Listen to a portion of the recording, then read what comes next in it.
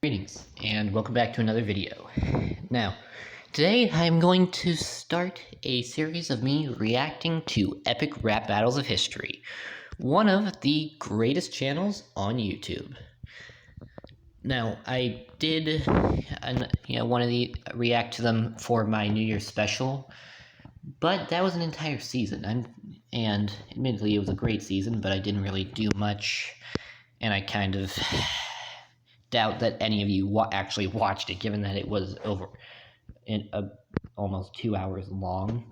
So we're gonna do this now. Now, today we're starting off with Stephen King versus Edgar Allan Poe, two of the most famous horror writers ever.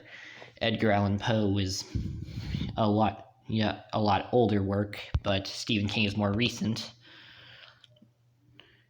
But let's see what they got.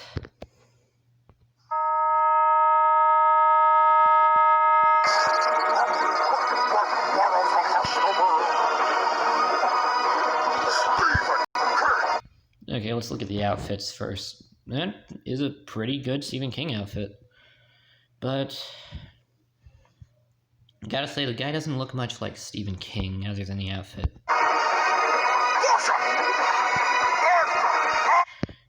That is a great costume, but actually, yeah, the guy does look pretty much, like Edgar Allan Poe. No.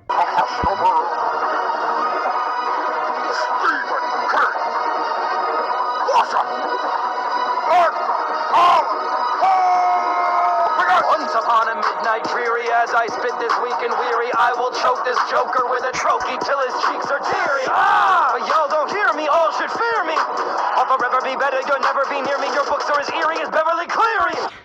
Okay, that was a good line. Alright, so, starting out by referencing his own work. And then he calls him out by saying he's not scary. So far. And also, I do appreciate a person who can rap fast. I mean, I'm a big Eminem fan. But so far, he hasn't done anything that actually hits hard. So, let's see if he manages to come with anything else. You're a full Bram Stoker, so scram, the show's over. Your flow so pose, poems, poser. Okay, I gotta give him points for the alliteration, but calling him a faux Bram Stoker is awesome. Bram Stoker was a famous horror writer, and faux means fake, or mimic, I believe so. But regardless, it's a great line saying that he's a poser. And again, gotta give points for the alliterations. Pose, poems, posers. That's awesome. I wrote him locked in a cave while I sobbed in a rage. The telltale heart beats soft in its grave. Well, this jerk just beats off on a page. You want to talk shop? Okay, referencing the Telltale Hearts, which is probably his best story, and referencing how he put how he put more effort into actually writing his stories than King. Good way to close out the verse, but so far, I think it's pretty clear to say that Stephen King could easily come back from this. Flow pose, poems, poser. I wrote him locked in a cave while I sobbed in a rage. The telltale heart beats soft in its grave. Well, this jerk just beats off on a page. You want to talk shop? You got that fun. Go back to Hot Topic and stop for a time. There's a melancholy alcoholic laughing stock in the King's Head. I watch the castle rise. Okay, that Hot Topic joke was pretty funny, especially since, well, Hot Topic is infamous for specific clients. And also, I was thinking about getting some clothes from Hot Topic, but regardless, decent line. And I think that last one was a reference to something that Stephen King did, but I can't exactly say. Heart beats soft in its grave. Well, this jerk just beats off on a page. You want to talk shop? You got that fun. Go back to Hot Topic and stop for a time. There's a melancholy alcoholic laughing stock in the King's Head. I watch the castle rise. Pouty little Poe with an opiate affliction. I'm a workaholic with affection, addiction. Making dedicated reader shivery and jittery. Feel that rage and misery. Gotta love the reference to Misery, given that it is Stephen King's best work. Better start running, man. Bring me poo-poo. I'm a mad dog. Ain't shiny. Alright, let's get back. Pouty little Poe with an opiate affliction. fiction. I'm a workaholic with affection, addiction. Making dedicated readers shivery and jittery. Feel that rage and misery. You better start running, man. Guaranteed poo-poo. I'm a mad dog. Bang shiny. Cujo. Tommy knock you down till you can't stand up. You're as soft as Poe, the Kung Fu Panda. Okay, let's break down the references. Yeah, you better start running, man. Referencing the Running Man. Yeah, saying that he's a mad dog, fang shining Cujo. I don't really think I need to explain that that's referencing Cujo. Tommy knock you down. That's clearly the Tommy knockers. Yeah, and saying, and I don't really think I had to explain the Kung Fu Panda reference.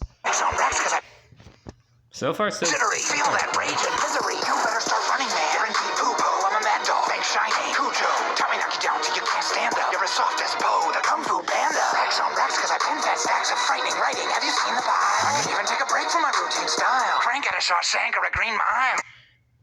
Okay, I think that was a pun, because I've heard people refer to prison as the Crank, and ignore that. And Shawshank Redemption and Green Mile were both prison movies, so I think that was meant to be a pun. And a good one at that, now that I realize it. You can't stand up. You're as soft as Poe, the Kung Fu Panda. Racks on racks cause I pin fat stacks of frightening writing. Have you seen the pie? I can even take a break from my routine style. Crank at a Shawshank or a Green Mile. Mask of the Red Death, Lily Blood curdle, hitting the pendulum. Not even unnerving. Irving on your first cousin when she's 13 years old. Now that's disturbing.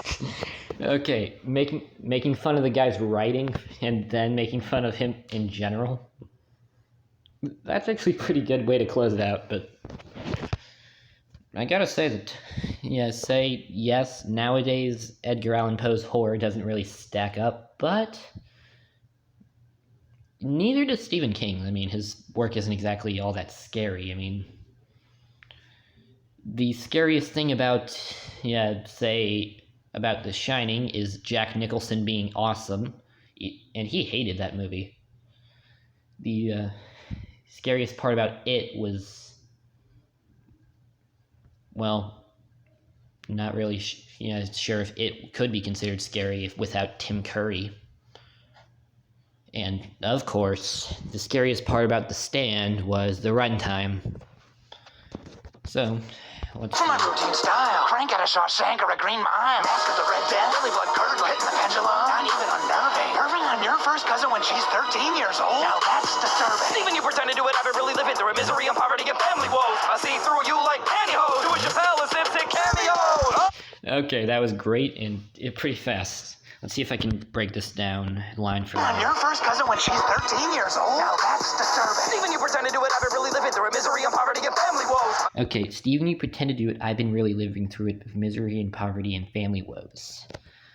Okay, so he writes all about it, but he never lived it. But Edgar Allan Poe did. Okay. I see through you like pantyhose. Do a Chappelle, a Simpson cameo. Okay, that's pretty straightforward. He sees through him. He does cameos on comedy shows. Well, that's pretty straightforward. But I'd like to point this out. Stephen King's most famous cameos are in the movie adaptations of his work. I mean, he was the priest in Pet Sematary. He was he was just some random guy in The Stand. And in the It remake, he was just the guy at that one store.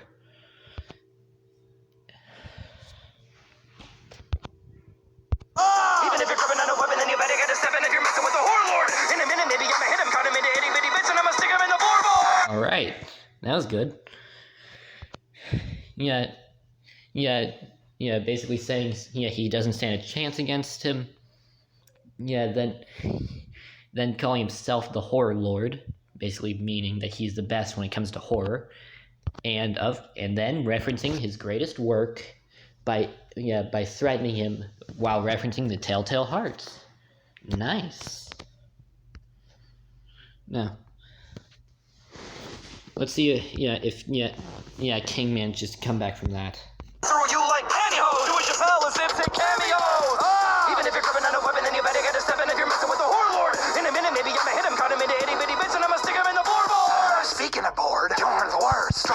Okay, he came back from it. Cameos! Even if you're gripping on a weapon, then you better get a step in if you're messing with the Warlord. In a minute, maybe I'ma hit him, cut him into itty bitty bits, and I'ma stick him in the board. Speaking of board, you're the worst. Dropped out of school, but you can't drop a bird. Okay. That was a good bit of wordplay. Yeah, changing the word board meaning a plank of wood, to the word meaning unentertained, and then saying he can drop out of school but can't drop a verse. Gonna spend that time better. In 8 bars, I can write a whole bestseller. I'm so prolific, this sickly goblin won't be bothering me. I'm on a covering spree, and I'll be smacking you with any of the big thick books in my big dick bibliography. I'm not even gonna touch that line. I'm the author with the blood and gore lore galore that'll horrify a reader to the core. Fame, money, talent, success, you'll always have less. Okay, that last bit was awesome. Okay, let's break that down. Fame, money, talent, success, you'll always have less, never more. Basically, referencing the fact that Stephen King is wildly successful, whereas Edgar Allan Poe isn't, and just died in somehow in a gutter. Seriously, we don't know how he died. We just know that they found him a while after his death in a gutter. And Nevermore is clearly referencing The Raven, which is one of Edgar Allan Poe's most famous works, which was about a bird that kept saying nevermore. Alright, now, who won this battle? Tough to say, but I think it's fair to say Stephen King had the better lines. But Edgar Allan Poe had the flow. I'm gonna say that it's up to you guys in the comment section. And in the comment section, if there's a specific rap battle you want to see me react to, tell me. And if you'd want to see more of these rap battle reactions, tell me in the comments section. Hit the like button. And if you want to be notified whenever I post another video, subscribe, hit the bell icon. And if you'd like to help my channel out, share this video with someone. Thank you all for watching. This is Randoman, signing off.